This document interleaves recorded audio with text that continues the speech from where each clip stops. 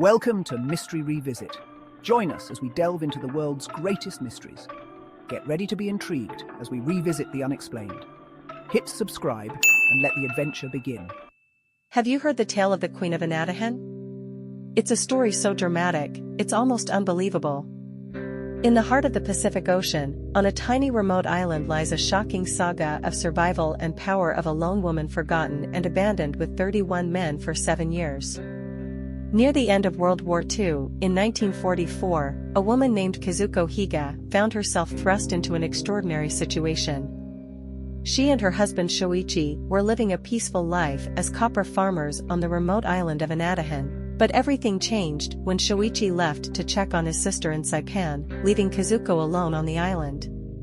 Then, disaster struck. Amid the chaos of war, a group of Japanese ships was bombed by US planes, and 31 survivors, all men, washed ashore on Anatahan. Stranded and desperate, these men were now in Kazuko's charge. To protect her, a worker named Jensaburo Yoshino suggested they pretend to be married.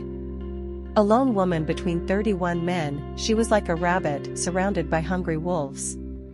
Thus, she agreed to this arrangement, and for a while, this ruse worked, and they ruled the island together. But the peace was short-lived.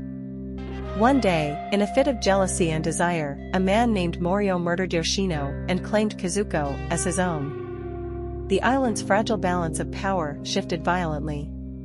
Everyone was living in the edge, not knowing who was going to flip next, in a fit of greed and lust. Tensions escalated when 2 of the men discovered a downed US plane with 2 pistols inside. The weapons changed everything. Kazuko would always be the side of one who had power. Kazuko found herself now married to Riichiro Yanagibashi, but his reign was brief. He soon drowned under mysterious circumstances. With every death, the power dynamics on the island shifted again and again. The competition for Kazuko's favor turned deadly, with 11 men losing their lives. Now few of the remaining men started to doubt Kazuko, as she was seen to be encouraging men to fight each other for her affection, which resulted on them losing their lives. The men were now talking and associating the route for all their trouble to be Kazuko, and her safety was in thin ice. 7 years had gone by, and Kazuko was on edge. Then one day, a US ships came by, announcing that the war was over and they could return to Japan. But the men, driven mad by isolation and mistrust, didn't believe it and refused to leave. Kazuko, sensing her life was in peril, fled into the jungle, hoping to flag down a passing US ship. She survived alone for a month, before finally being rescued and returned to Japan. There, she was hailed as a hero, a lone woman who had survived among 31 desperate men. Her return was not the end of her story. Kazuko discovered her husband had presumed her dead and remarried. To support herself, she turned to the media, telling her story, writing a book, and acting in plays and films.